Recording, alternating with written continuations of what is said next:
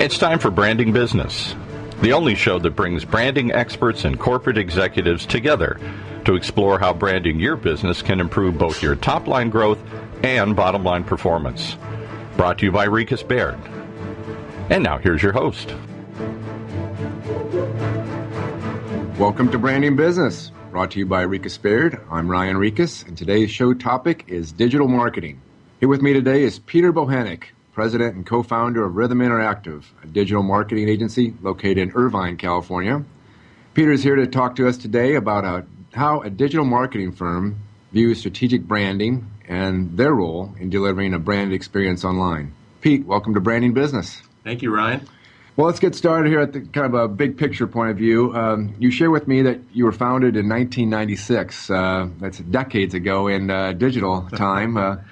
What was your vision then, and how has it evolved? Well, it's definitely an interesting story. When we started out in 96, we were really focused on a .com model, actually, of creating an online music store for local unsigned musical artists.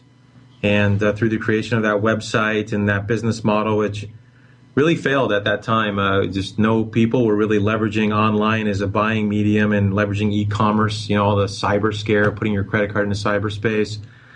Just kind of scared them off. But through that, we evolved into an agency where actually some of the musicians that had full-time jobs started to refer the companies that they were working at over to us to actually work on the website. And that's how we started to actually get into more the agency side of the business.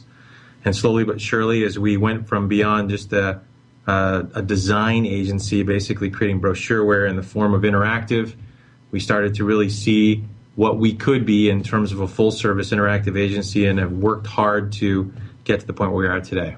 Oh, it's a great story, how to build out of adversity. Yeah, pretty interesting. Well, since we're talking about branding today, maybe you can share with us what makes your brand distinctive. How is Rhythm Interactive unique compared to other digital marketing firms out there? Yeah, it's a great question. There's a lot of firms out there that are positioning themselves, kind of a lot like us. But what makes us unique is that we leverage really three pillars, is what we call them, which is strategy, design, and technology, and put those together to really create, from a strategy-first point of view, an online marketing solution. So we definitely lead with strategy and offer more of a consultative approach to clients' needs, trying to understand their business goals initially, and then really kind of work backwards into what their key target audience's needs, wants, and desires are, so that we can kind of bridge that gap and build an online marketing solution, whatever that might be, website, email, so forth and so on. Good. Well, you also share with me that your staff has doubled over the last 6 months, so you must be doing something right. Can you share some insights on what's triggered this growth?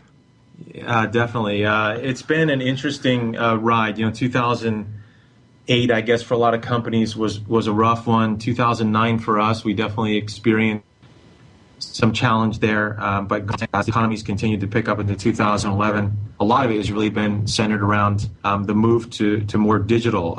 As companies are trying to optimize their budgets and really seeing return on investment, they're looking more from the traditional channels and kind of not leaving them per se, but kind of diversifying more and starting to leverage digital as more of their mix, in addition to the traditional that they currently are doing, and they're moving dollars that direction, which translates into more work for us. So that's been great. And along with that, we've also have a really strong referral base of clients and contacts, and as the economy's picked up, that's picked up as well. And so there's just a great deal of business coming into us right now.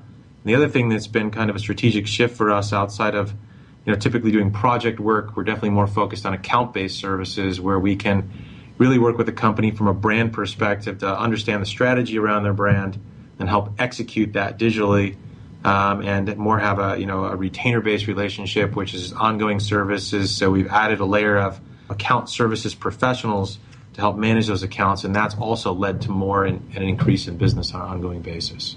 Spoke to a number of different things there. One is, I think these economic times we're in require people to evaluate their marketing expenditures, and certainly digital allows for a more trackable ROI. Maybe you can talk a little bit about that as well. Yeah, that's certainly at the mind of executives these days, is ROI and, maximizing their spend on advertising and understanding what it's doing for them. And that's the one thing about digital that's really, I think, great, is that you can virtually track, right down to, what's exactly happening on a website, through to a purchase, to an online form being filled out, a white paper being downloaded. And that may start actually with email, some sort of social media post, a blog post, and then tracking the activity from that initial interaction right through to some level of conversion. And that's so important. And then tying that back to some sort of a media spend or a campaign budget, and understanding how effective it is and where to optimize on top of that. So I don't see that trend going away. No, it seems like it's increasing, and that's one of the pushes that we're experiencing right now, and the need that supported this need to hire, is because we are getting hit with a lot of interest in not only leveraging digital, but also being able to track marketing and understand what's working and what's not, and again, maximizing those dollars. So the website, if that's where you start, is just the first step, really, in terms of, really creating and leveraging that online experience, and that's what's led to these retainers where you're managing the metrics and reporting back and providing insights and then growing the business. Is that right? That's exactly it. Okay. And the website is really the hub of the online marketing solution. There's a lot of channel strategy that is employed around it to make it all perform. Rieches Beard is a brand strategy firm, and companies come to us to help them define their brand, and which ultimately becomes the platform for all communication, including online, of course. I'm guessing here, but you probably have some clients who come to you without having gone through the process of a brand strategy and understanding clearly what differentiates their brand and their value proposition. So how do you go about that in terms of trying to understand what it is that's unique about their brand, what their brand really stands for, and how they can leverage the brand if they haven't gone through a process like that? Where they don't have a mature brand in a position with... Where they have not, yes. Okay. So the first thing that we would do is, recognize that, and then recommend that they work with a company like Rieches Beard, and obviously you guys do excellent work, and we'd look for, hopefully, the client to work with someone at your caliber to develop that. But if they didn't have that, then we would, typically as part of any client engagement, we do a deep dive on discovery, and we really try to understand at least a baseline level what their business goals are around what could be conceived, I guess, as their brand and some level of strategy around it, and then look at their user needs, who we're going to engage with, and really understand what kind of information is important to them, what is going to help them with their buying decision from that client, and try to, at least at a baseline level, leverage that information. I mean, we do have some branding capability in-house in that we can help a company develop a low-level strategy, but we're certainly not a brand development firm, and would recommend, again, that they really engage with a company just like Rieches Beard. If they've gone through a process like that and the brand is well-defined, documented, in fact, even hopefully brand guidelines were laid out where it talks about color, imagery, font, and so forth, does that save them some amount of time, I guess? Well, it saves them time in that we don't have to rethink or start that process from scratch without having the real expertise that an agency such as RB can apply to something like that. But more so than that, it helps it be more effective. Okay. The strategy that we ultimately come up with, because our job is to leverage that strategy that exists. So we spend a lot of time understanding what that strategy is, understanding those guidelines, and then applying it to the thought processes, the engagement strategies, the conversion strategies, right down through the look and feel of the site, the emails. All of that is leveraging that brand, the brand strategy, the brand guidelines. And so having that in place is such a key critical piece, because that informs us of what the positioning is, the strategic messaging, and how we can then engage on their behalf through this online solution and really begin to have those digital conversations with their intended customers and their customers, for that matter, both prospects and existing customers, and do it in a very consistent way that helps increase brand recognition and grow those relationships. Okay. Well, kind of picking up on that then, the website, as you mentioned, is the hub. And now to communicate to those audiences, organizations could really utilize email campaigns, social advertising or social media, mobile apps, a variety of different ways across multiple mediums to reach their audience. how do you go about advising clients? And now it's like an online marketing plan in essence, right? How do you go about advising clients on what digital strategies and tactics are appropriate to be most effective? Yeah, it's a great question. Part of our initial discovery, we really take a look at really everything that the client is currently employing. And they come to us with, a website need or some sort of social media need, something typically specific. But we're going to take a step back and kind of look at the general picture and understand what they're leveraging from a CRM solution, email solution. Are they leveraging email at all? Channel strategies around social media. So we really understand what they're currently doing or not doing. And then we kind of evaluate their business goals. Typically they're coming to us not just to build a website, but to meet some sort of goals that they have set that they want to achieve. So once we understand what those are, then we can really kind of start thinking about, okay, certainly we need a website, but the website needs traffic to it. And how are we going to get the traffic there? And that requires us typically to do some research online, to look at some competitor websites, to see what they're doing. Also do some customer analysis, target audience analysis to really understand who they're marketing to, who their best clients are down to maybe kind of related clients, and then figure out where those people are online and how they might get to that site and what information is of interest to them that we can push out. And that starts to help us understand the channel strategy. So can we do that through social media, and how can we do that? Can we leverage email? Most certainly we can, but can we do that on the acquisition side? On the retention side, it's pretty much always a yes. But there's also pay-per-click advertising, online display advertising, so many different medias, online video that we can leverage. It just depends, and then we kind of frame that up around both those business goals on the client side and the user needs and where the users are, and naturally kind of going online and drive them to the site or whatever channel it is that we're trying to drive them to engage them, and then hopefully get them to convert at some level. Okay. And then how often do you meet with your clients on those results or metrics and evaluating? Is that client by client? Is that once a month, or is that daily? With some clients, it could be hourly. Who knows, right? It could be all of the above, I guess. Definitely. It's a lot of back and forth communication. We definitely need to collaborate with our clients at very high level to achieve their business goals, and of course working with their marketing team to execute that. So it really becomes a very team-oriented approach. So the formal reporting typically happens once to twice a month, where we hopefully can meet face-to-face if they're close enough locally speaking, geographically speaking. Otherwise, it happens over the phone, via WebEx, what have you. But at a minimum, at least a monthly basis. And then if we've got a client relationship where we've got a retainer with them and really doing a high-level marketing campaign, then we're typically talking to them daily. Okay. We've got daily pushes, weekly reporting. They typically have access to online reporting that we provide them with, so they can get in there and see things and not just be totally dependent on us to see the results, which is important. So we kind of empower them to have visibility into our online reporting systems.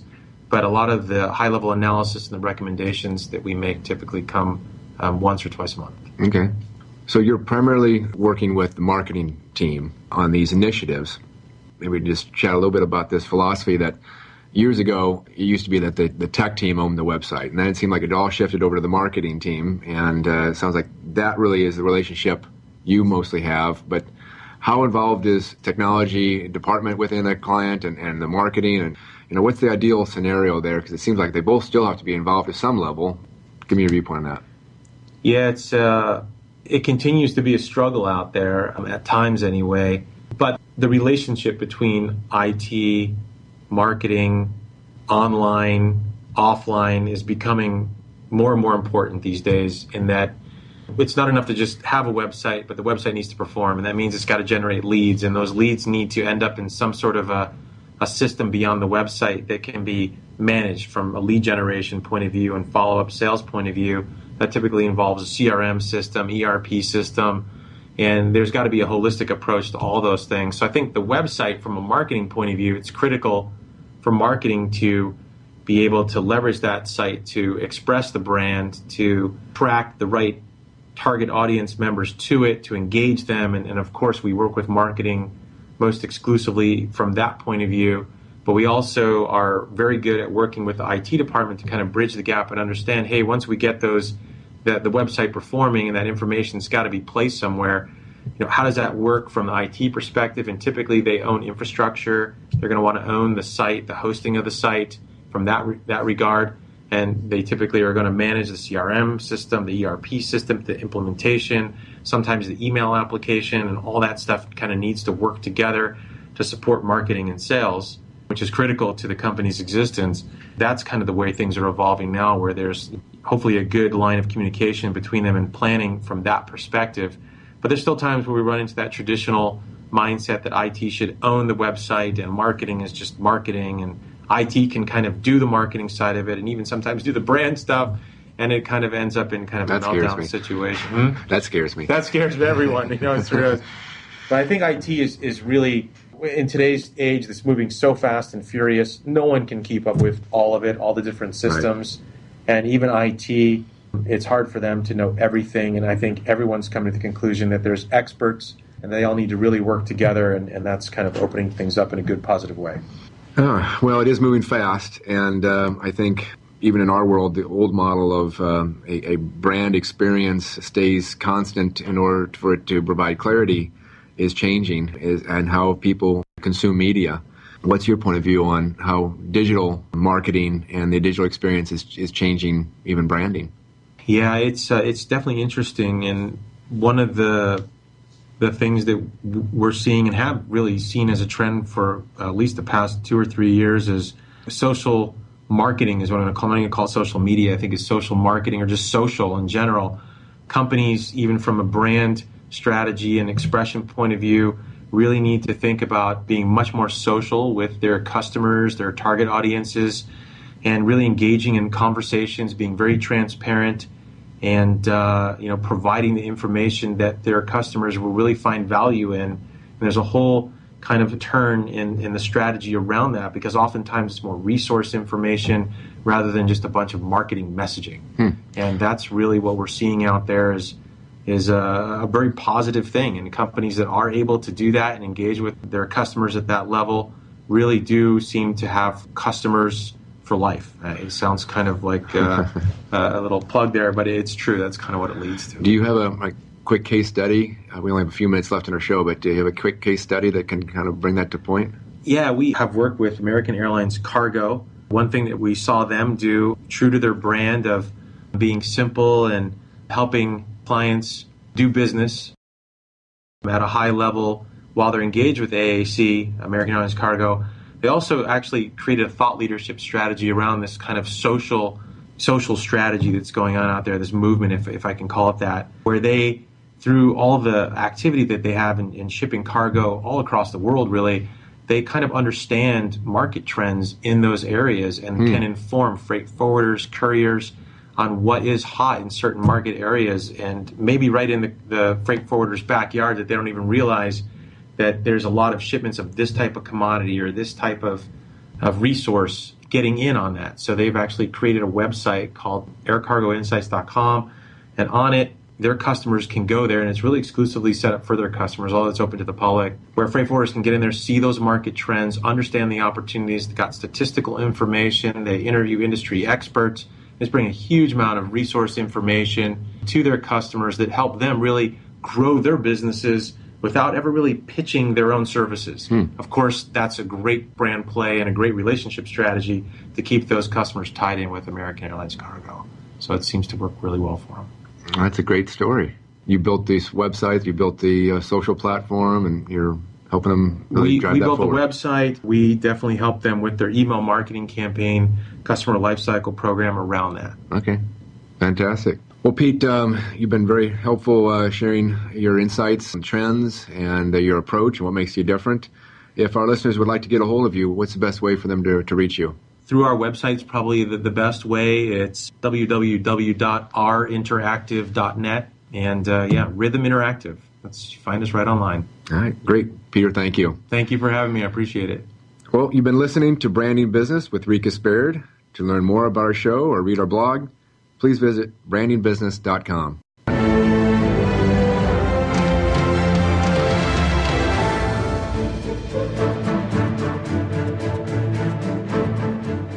You've been listening to Branding Business, the only show that brings branding experts and corporate executives together to explore how branding your business can improve both your top-line growth and bottom-line performance.